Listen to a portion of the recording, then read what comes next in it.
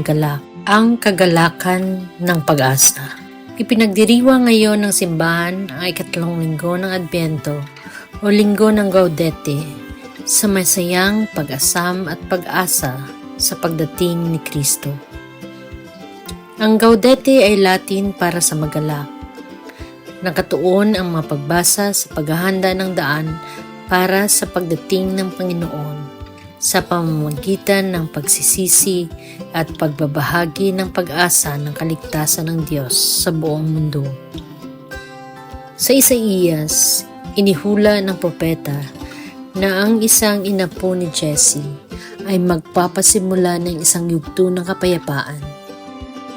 Ipinahayag din niya ang konsepto ng pagiging mapagkasundo sa kalikasan kung saan ang lobo ay naninirahan kasama ang tupa, ang panter ay humiga kasama ang bata, kuya at leon ay kumakain kasama ng isang maliit na batang lalaki upang mamuno sa kanila. Kinikilala ng awit 145 ang Panginoon na nagliligtas sa atin, na nagbibigay ng paningin sa bulag, pinoprotektahan ang dayuhan, umaalalay sa balo at ulila.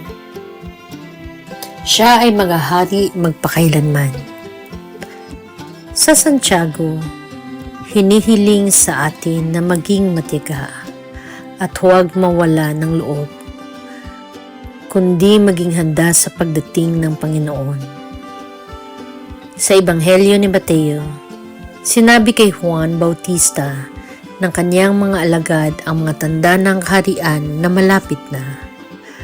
Ang bulag ay nakakakitang muli. Ang mga pilay ay nakakalakad. Ang mga kitongin ay nililinis, ang mga bingi ay nakarinig, at ang mga patay ay nabubuhay na muli. Pinuri rin ni Jesus si Juan bilang higit pa sa isang propeta. Pagninilay. Ano ang kahulugan ng buhay?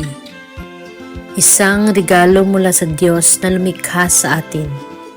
Dahil sa pag-ibig, isa sa mga tuksong laganap ngayon ay ang kawalan ng pagtitiwala sa kabutihan at pag-ibig ng Diyos. Marahil ay hindi na natin nararanasan ang buhay bilang isang regalo dahil nabibigatan tayo sa mga pasanin nito. Ngunit ang nabubuhay na mag-uli na Kristo ay nagpapaalala sa atin na ang Diyos ay laging tapat sa kanyang plano ng pag-ibig. Sa pagtitiwala sa Diyos, inaanyayahan tayong makibahagi sa planong ito ng buhay at ng pag-ibig sa pamamagitan ng pagbuo ng buhay.